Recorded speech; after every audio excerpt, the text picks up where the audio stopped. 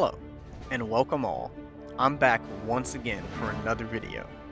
And today we're going to be covering my favorite Easter eggs and fun lore facts in The Legend of Zelda: Skyward Sword. As I mentioned in the end of my last video covering Mr. Fantastic's lore and Marvel Rivals, I'm a huge fan of so many pieces of media, and as some of you can assume from my channel name, I'm a rather huge fan of the Legend of Zelda series. And in particular, Skyward Sword holds a soft place in my heart, being my first ever Zelda game. It sparked a passion in me unlike anything else and fueled a lifelong obsession with the series that I still have with me to this day.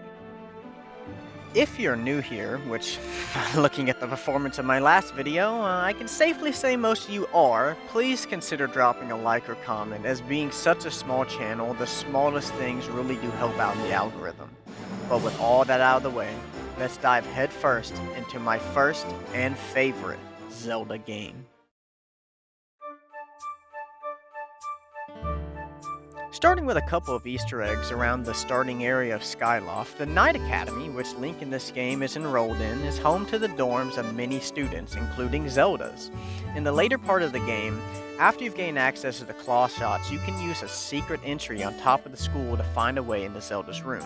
Quick little side tangent here, but here in this passageway to Zelda's room, you can also see into the bathhouse at night, where you can find Zelda's dad, the headmaster of the school, Gapora, taking a bath, which is truly just one of the most goofiest things I've found in a Zelda game, to be honest with you. But once you're finally able to pull yourself away from his manly figure, down the passage from him is the entry into Zelda's room, where we find our first little Easter egg, as on the table you can find a cute little plushie of Tingle, the most freakiest person from the Zelda universe. No, honestly, really, man. This is a 35-year-old guy in a tight green-ass jumpsuit and tight red underwear, talking about some, I'm a little fairy boy, I'm a little Honestly, I'm glad this is the extent of his appearance in this game, so I don't have to go on about him any more than I even need to. Another rather well-hidden secret on Skyloft is the Moonlight Merchant. I'm actually rather positive even some of the diehards of this game, like myself, have forgotten about this character, as it's locked behind beating the Silent Realm in Skyloft, which is one of the last things you do in the game's story. Regardless though, after completion, simply head to the Waterfall Cave on Skyloft during the night and look for the newly spawned cluster of blessed butterflies. Play the Goddess Harp, and out pops a Gossip Stone, who will sell you extremely rare and useful items like blue bird feathers. Honestly, even if I find him not the most useful, especially being such a late game unlock, I still love the general aesthetic and vibe of a merchant in a cave who only comes out at night, and it gives Skyloft this extra little bit of charm. And as for our last Skyloft lore related Easter egg, at least for now, looking again at Zelda's dad, Gapora, he shares an interesting link to the Sage of Light from Ocarina of Time, Gapora Gabora, or also known as... Okay? That fucking bird that I hate! That fucking bird that I hate! That fucking bird that I hate! That fucking bird that I hate! This annoying ass owl is the bane of any Ocarina of Time player, but in universe, at least according to Hyrule Historia, the owl form is what the Sage of Light Rauru would take on to watch over the young hero of time. So with that in mind, in Skyward Sword, Gapora takes on a similar role trying to guide the young hero in this game using his knowledge passed down from the previous headmasters of the Knight Academy, creating this fun parallel across time. It's something that we see a lot throughout the Zelda series, and I really just love it. It can also be assumed that Gapora went on to have children that eventually, over many generations, gave birth to the Rauru, the Sage of Light, from Ocarina of Time.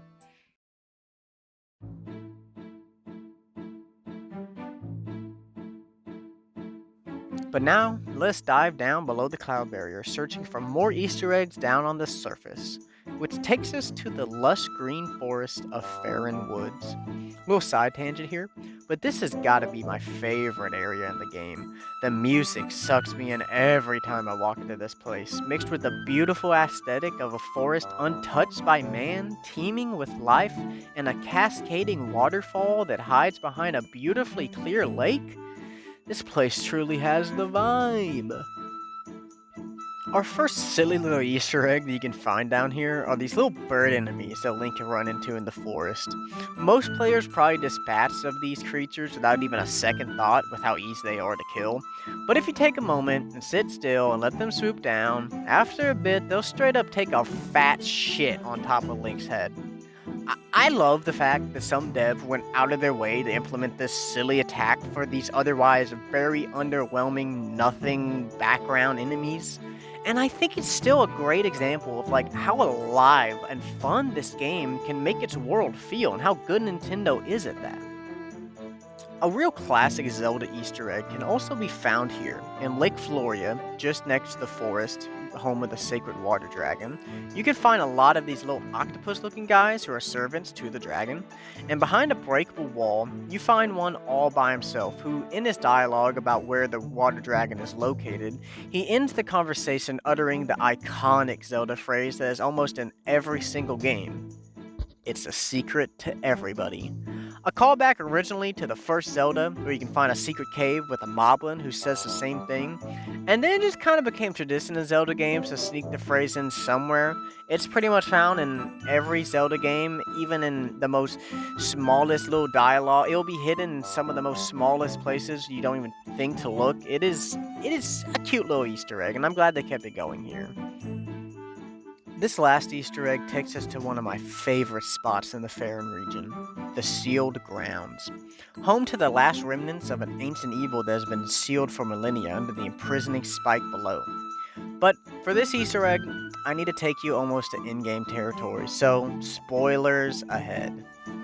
Late in the game, after Link finally gains the completed Triforce, an ancient relic of the old gods who created the land, made to grant the wish of anyone who wishes upon it, he uses it to wish the ancient evil demise to be destroyed, the same evil that has been locked in the sealed ground now for millennia.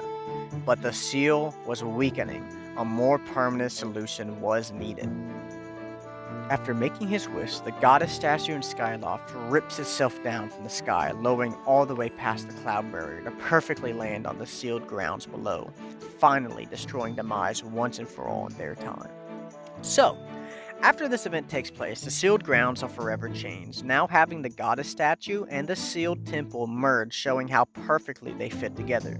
One great example of this, at the Easter egg we're looking at today, is at the entrance of the sealed temple, which now shows the symbols of the 6 sages from Ocarina of Time.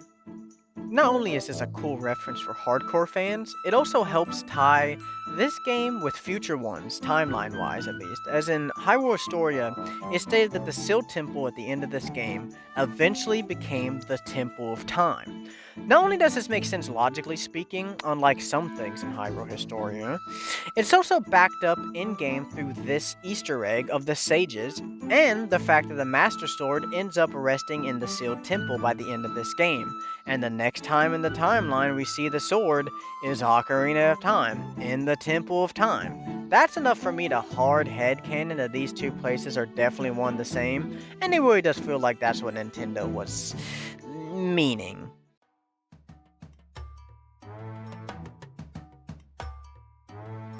Flinging ourselves over now to the Elden region, the fiery hot hellscape that will later become Death Mountain. And honestly, even though I don't mind this region that much, besides the constant falling in lava every 3 seconds, in terms of Easter eggs or even little lore secrets, there just isn't much here. So while we won't be spending a lot of time here, I do have one small little secret we can find. Hidden away halfway up the trip to the summit of the volcano, you can find a little hidden away minigame to play and try to earn rupees. It's pretty much Minesweeper, and it's a fun way to earn some rupees and waste some time, but it's not why I'm here. You see, all around this area you can see giant glistening rupee-colored chunks in the wall. Shooting one of these with your slingshot has it pop out a rupee of the corresponding color. Not only that, but you can find a unique item here that you can only get in very limited places in the game. Shooting the black stone pops out this new unknown color of rupee, a black rupor.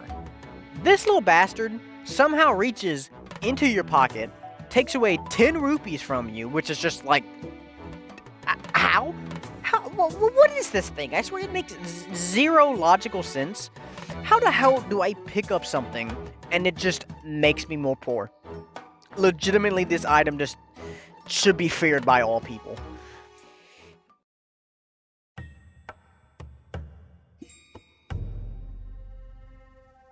Soaring over to the Lanayru region now, the first thing that will catch the eye of any veteran Zelda player is the appearance of a place called the Temple of Time. Yet, it does seem rather disconnected from the future Temple of Time, only sharing a name. The Temple of Time in this game houses a gate of time to thousands of years into the past, back when Hylia first sealed away demise. Now, as to why in-universe the Sage of Light of Ocarina of Time would name his temple he founded after this random place in the desert, Rauru is shown to be a very wise old sage, and it can be assumed he has heard about the story and adventure of the hero of the skies, and he probably just wanted to name his new holy temple after another sacred temple of the past, but again, that part's purely headcanon. Speaking of time, the Lanayru region in this game deals with a lot of wibbly-wobbly, timey-wimey stuff. Main example being the time shift stones, which are giant blue rocks that when struck, turn an area around it back into the past. Seemingly it's made out of the same material the Gate of Times are built out of, and as for the lore secret here, the blue stone of the time shift stone immediately should be sparking some red flags for Zelda fans, as this isn't the first time in the series a blue object has been able to time travel before. As seen in Ocarina of Time, the titular ocarina is this cool blue color, which in Hyrule Historia they point out this similarity between the two objects, highly implying the Ocarina of Time was made out of the exact same time shift stones that we see here in-game. A truly goofy pop culture Easter egg does actually exist in this game, believe it or not. Not every Easter egg has to be some massive lore dump. In the second half of the game, while you're on your hunt for the sacred flames in the Lanayru region to fortify and temper the goddess blade into the master sword, you travel an ancient ocean with the help of an old robot captain and his time shift stone boat. Looking for his old ship, we end up in the captain's old home, where on the wall you can see a bunch of photos of his old crew. And in one in particular, we see two old ancient robots reenacting the iconic scene from the Titanic movie. You know, honestly though, with how sparing Nintendo is with pop culture references, this is definitely one of the most overt and weird ones, to say the least. I really doubt most kids like me playing the game, or even teens when it came out, didn't understand this reference. It feels a bit out of place, but still fun nonetheless.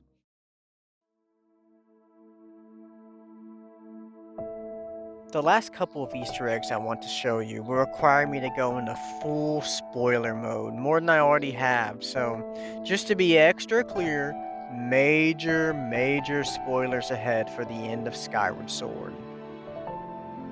After Link had used the Triforce to exterminate Demise in his timeline, as we talked about earlier, Zelda, who was frozen in the sealed temple using her holy power to try and keep Demise sealed, is reawakened after Demise was exterminated.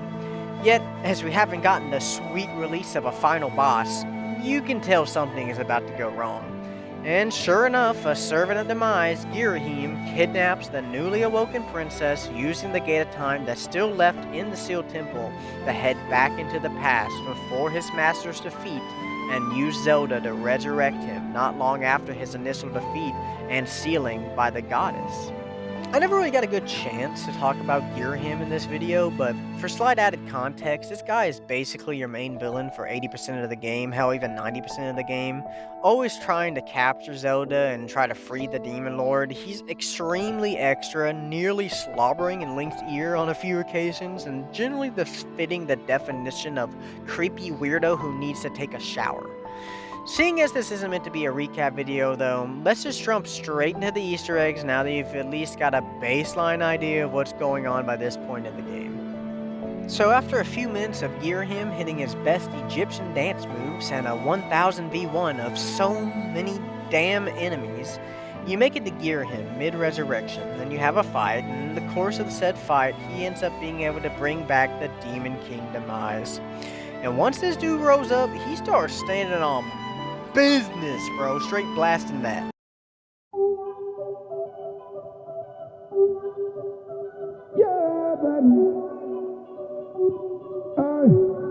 want you to be mine again, baby.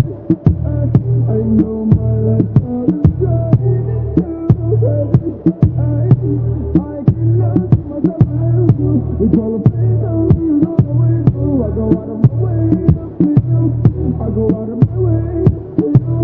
And I want you to be mine again, baby. I know my lifestyle is driving you crazy. But I cannot see myself without you.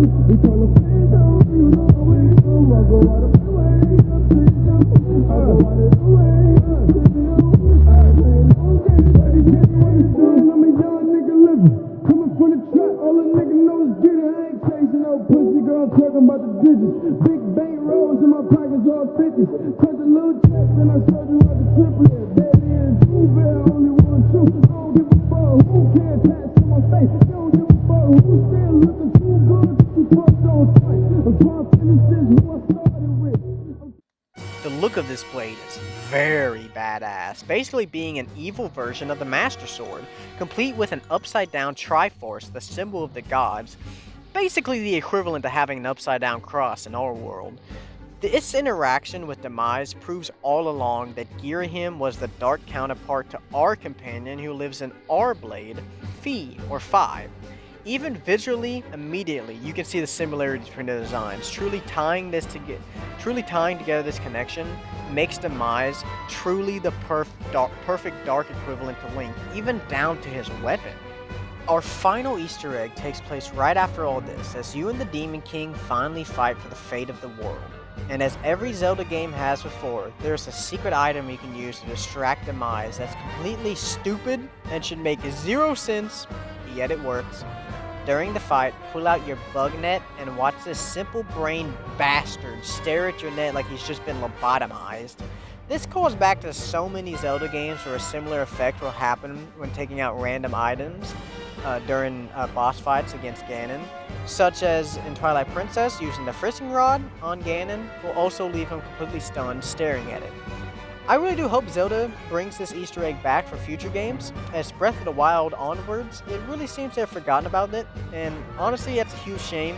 And to be fair, Breath of the Wild, they didn't really have traditional items, so I guess that makes sense, but I just hope for a return to form one day so we can get some of these classic Zelda Easter eggs back. Well, honestly, I could go on forever, but at some point this never-ending script needs to stop and I need to start editing. And I've covered the main Easter eggs and secrets I've wanted to, but there's definitely enough content for a part 2, but I might also just focus on a different Zelda game. We'll see, but I also wouldn't mind some recommendations for what to make next in the comments. But with all that said and done, drop a like or subscription if you have enjoyed this video and want to see more passionate and nerdy content in the future. This has been Hyrule Jester. Peace.